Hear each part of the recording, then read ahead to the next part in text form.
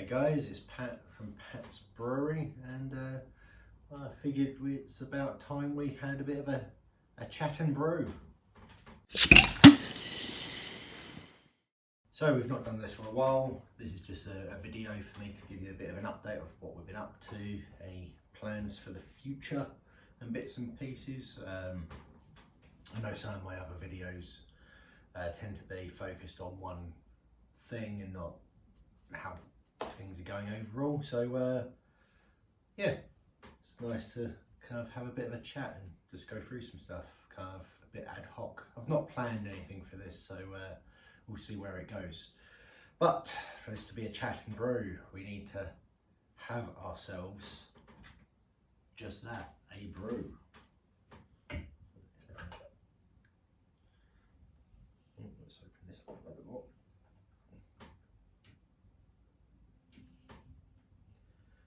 So we are pouring ourselves a pseudo Marzen.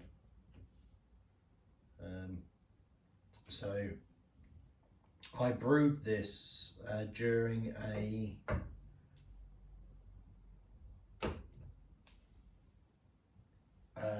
brew along brew day with the Brew Tube Facebook group. I think they do a brew along day once every month or so, and yeah, it was the first one that I joined. It was actually pretty good. As early start, and said hello to a couple of the guys. I kind of kept to myself a little bit because, to be honest, sometimes I'm more focused on trying not to screw up my actual brew day. But yeah, it was interesting to listen to everyone while they were going through their brew day, and yeah, it was quite enjoyable. I didn't get any brew day footage for this Marzen brew day, so I'm not planning on doing a particular tasting video or anything like that either. I guess we can do a brief one on this.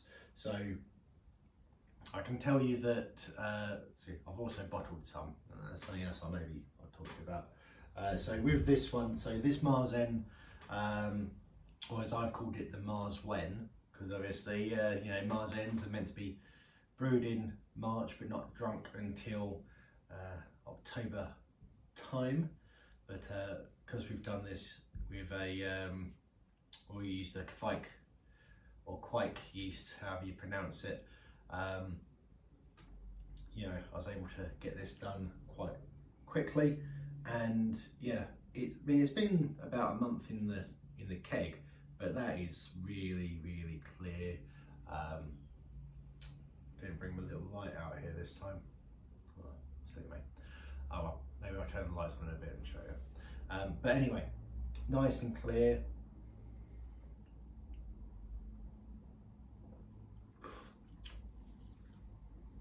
Creamy head, quite, I'm kind of getting bready, malty notes. It's a really nice drink. So the recipe for this, I actually used the recipe done by Owen, was it the Blue Trouser Brewer? So Owen from the Hop Edition podcast. I think he got that off of Chris from the Hop Edition podcast. So it's his recipe, or their recipe. I didn't use Uber or Oob Quake yeast. I used Librum, or it was another clean Kvike yeast. It was a very clean yeast. I can't quite remember what it was. And because I'm filming this on my phone, because I'm being a little bit lazy today, I can't find out. But anyway, it was nice and clean. Anyway, what I'll do is maybe I'll drop a link to Owen's video where he shared it all, and you can watch that.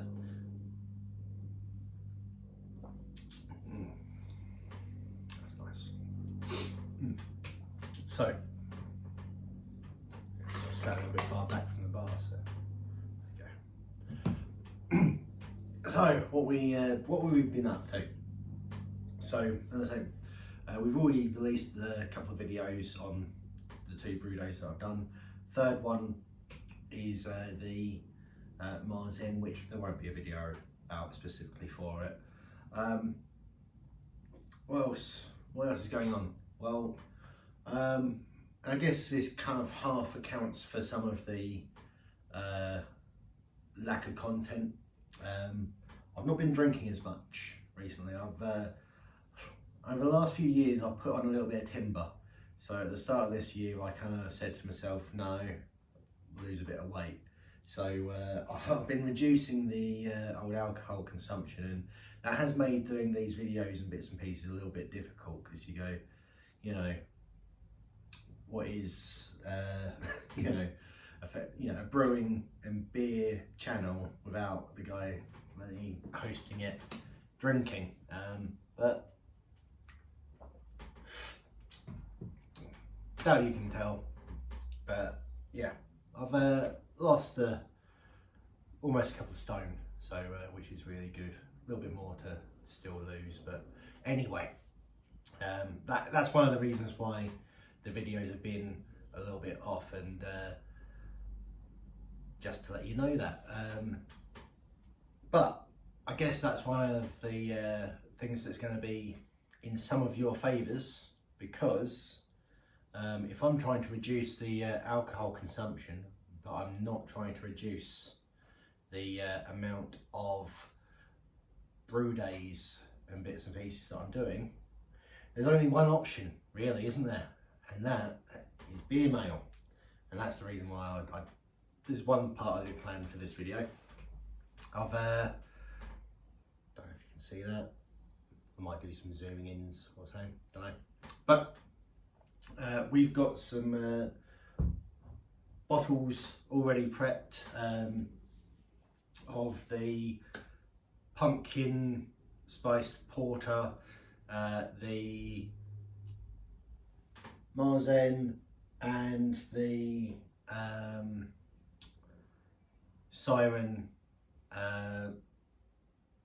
Sierra Nevada clone. So I've bottled I think 8 of each, so I'm going to be sending those out. So that's taken a little bit of a chunk out of some of the kegs. I will need to do a little bit more sharing of the alcohol with some friends and family at some point, just to get them down so I can get on to the next few brew days.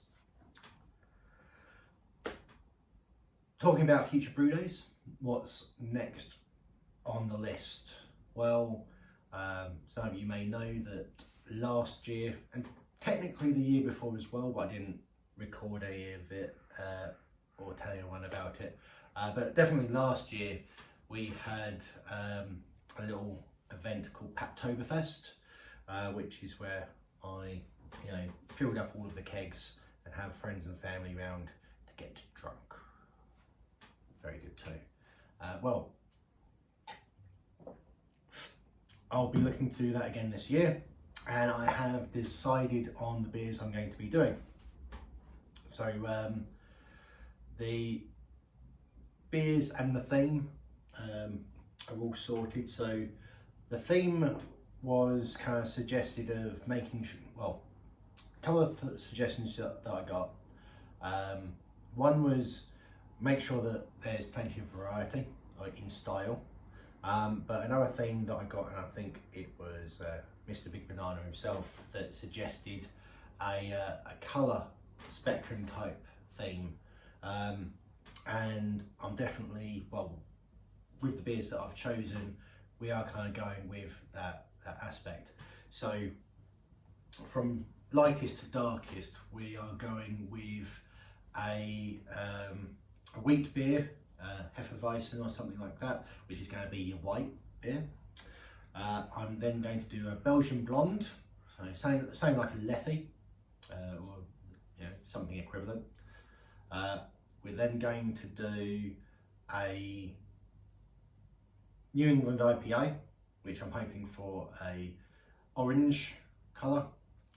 We're then going to be doing a red rye PA, obviously being the red colour. We're then going to go into a brown mild, and then we're going to finish off with a oat stout hitting the black. And I think that kind of covers a good spectrum of beers and a good list of colourings. We're not doing anything too crazy, not introducing a green beer or anything like that. Although I have seen recently suggestions on how to do that, if like introducing matcha powder into the keg after it's all fermented, well, obviously in the keg. Yeah, matcha powder is green and can give a green colouring to your beer. But anyway, we're not doing that. But what else should I tell you about the Paptoberfest beers? Well, I've also gone to the effort of actually naming them. Whether or not I can remember what they're all going to be named or not, I don't know. Let's try and see where this goes. So, the White Hefeweizen. This name's not nailed down yet, but I done voice to text on my phone and said Hefeweizen, and it came back with Heaven Verizon, which I don't know, it sounds kind of fun. So maybe I'll change it to Heaven Horizon or something like that, because a Verizon I think is a Pokemon or something, or is it a mobile network? Or, you know, it's something like that. Anyway, the Leffy, or the Belgian Blonde, which is going to be a take on the Leffy.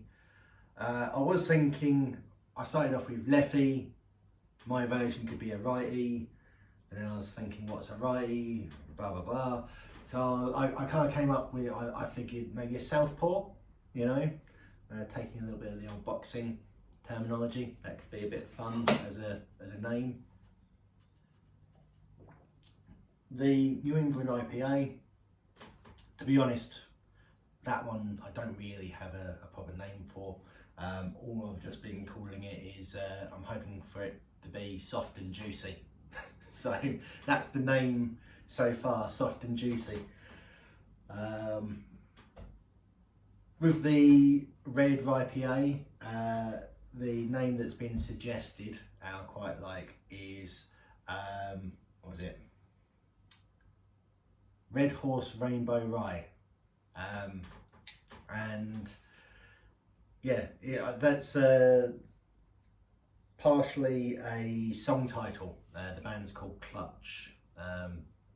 So it's quite a fun name, Red Horse Rainbow Rye.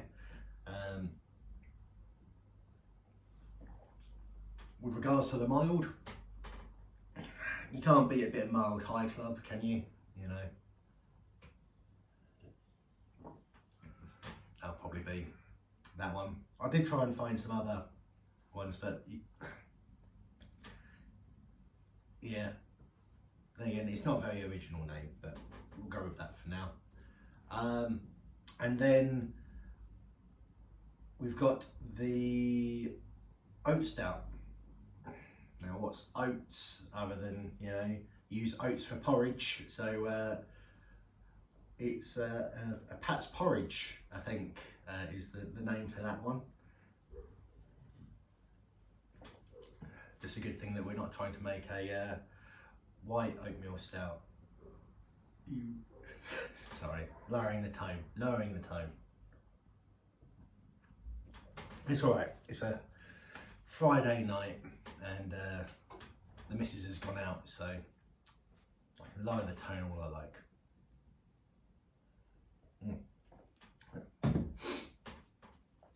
Talking about missus, she was most upset with my last video, the hop video, because she actually done the filming of that video for us, and I didn't give her a shout out in the description to call out that the camera work was performed by her. So thank you, Hannah, my wonderful wife, for doing the video of the last video. There you go. She won't have watched this video up to this point. We've been talking for like 15 minutes now, so it's very unlikely that she'll find that, but done it I've done it nonetheless. So, what are we talking about? Beers, beer mail, beers for Hacktoberfest. Let's talk about equipment and bits and pieces like that are happenings. Well, one of the things that I do need to sort out is my hand pole. I've got a slight leak in it. Now I don't know whether or not it's just a connection of the hose to the hand pole, or if it's maybe a seal within the actual mechanism itself. I have not taken it off the side yet to check. But there's something there that I need to look into. So maybe I'll do, if I determine that it is something on the inside of it that needs to be sorted out, maybe I'll do a video on that, kind of look at the internals. That might be interesting. But in any case, something I have decided to do is I'm moving away from beer in a bag in a box for my hand pulls. Mainly because although they work okay, you know, and it serves fine, yeah, it does still go a little bit stale, a little bit quick in my opinion. And by going with the low PSI keg method with the one-way valve, the people that have already got hand pulls, most of them already do this. Those of you that don't have hand pulls or wondering what I'm talking about, effectively the way the hand pull would work if you don't have, so the reason why the bag works is that the bag collapses as you suck all of the beer through, and the beer engine does not return the liquid that way. But because a keg doesn't collapse, obviously, and doesn't take into account the I'm probably getting a lot of the science and the technicalities wrong, but because obviously metal keg doesn't collapse, if you didn't also feed it in with a bit of pressure, and if you also didn't put in a one-way valve in the actual line, then what would end up happening is you'd end up sucking the beer back down through out of the beer glass and into the keg if you just pulled through. Anyway, I probably butchered the description of that, and I've not set it up properly yet, and I've only watched 1 or 2 videos, so but yeah, that's going to be something that I'll be doing. So obviously that's got to take place before Hacktoberfest as well as all of the brewing. And that comes on to my next bit of kit that I've purchased. I've now purchased another fermenter.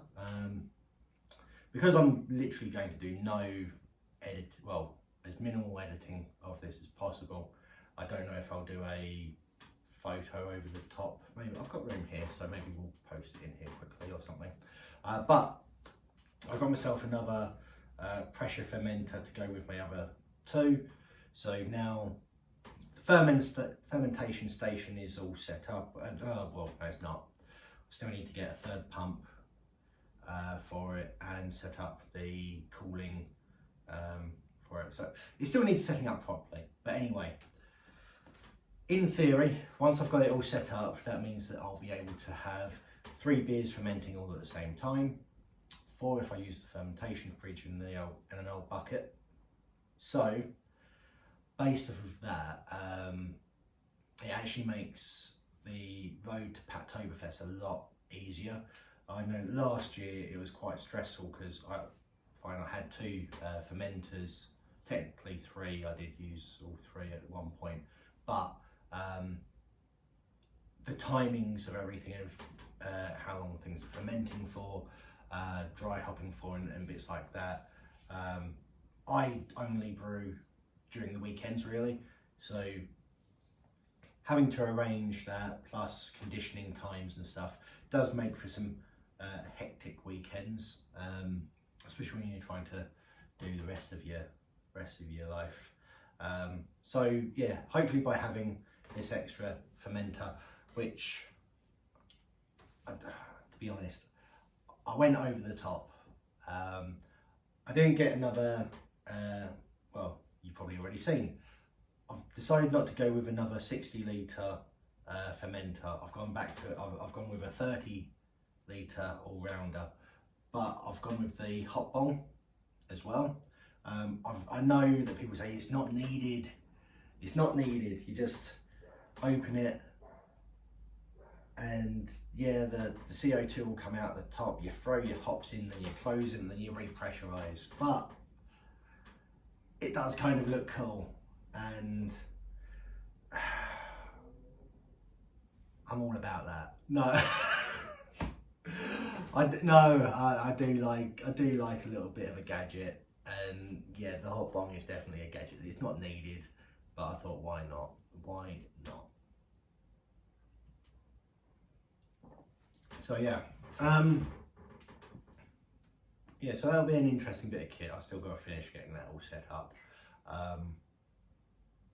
but yeah. So we've done what we've brewed so far. Discussed what we're going to be brewing. Talked about doing some bottles. I might do some more bottling actually, if because I think half of the amount that half of it's going to be going to people that I work with. So there's at least 4 other brew tubers or the likes that will be getting beer sent to them in the mail. I've not decided who yet. There's part of me that thinks that because we've done a Marzen using Chris and I's recipe, that maybe the hop edition guys deserve to receive the beer mail, but they probably get so much,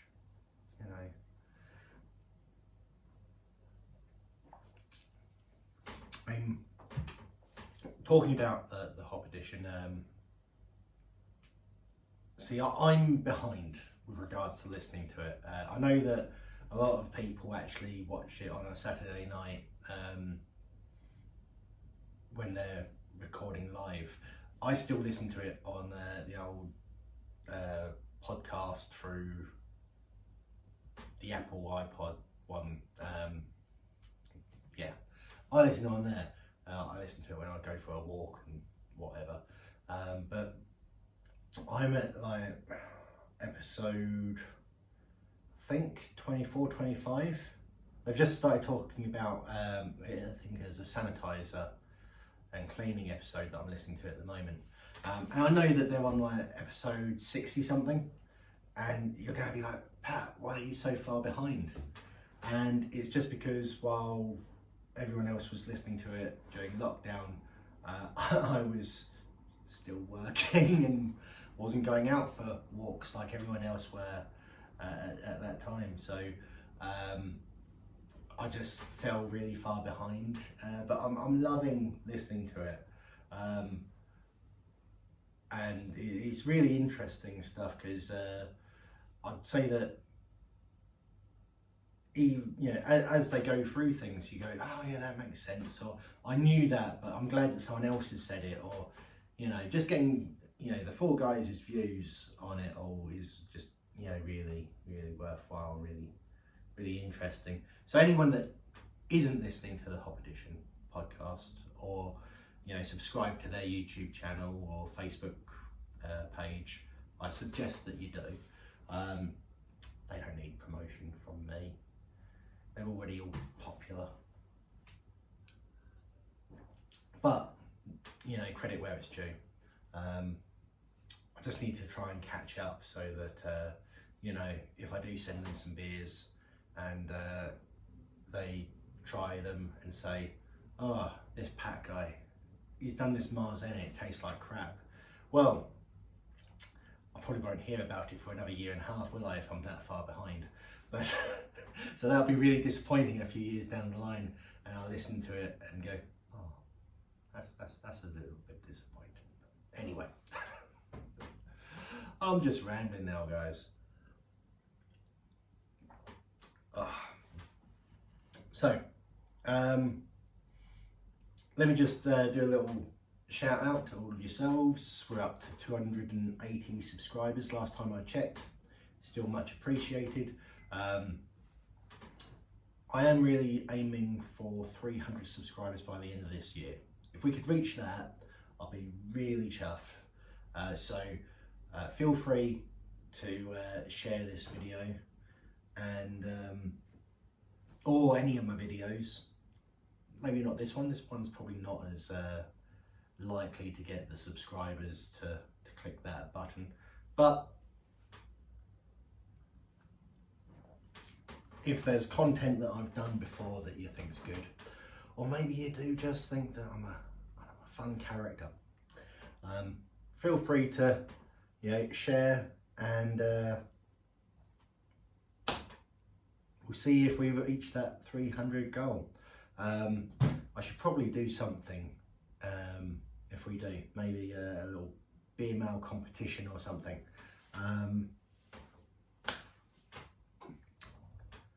Something for another episode, video, whatever you want to call these. Just to let you know that, so one of my buddy, I gave a load of Pat's Brewery stickers to, and on his travels, he has been depositing the stickers in different locations. So at some point in the future, we're going to do a little video that kind of just says where has Pat's Brewery stickers ended up being. I think it could be fun. And so when I send stickers out in all my beer mail now, I know a lot of people like to stick them on their fermentation fridges. I'll actually probably look to send out 2 with every one, and so you can keep one for yourself. But if you want to put a Pat's Brewery sticker in a interesting place on a sign or a billboard or whatever, snap a picture of it and send it back to us, or that's the idea anyway behind this episode of us just having a bit of fun with regards to the Pat's Brewery sticker getting about a little bit. I think it's fun anyway. Maybe it's just for me, but yeah.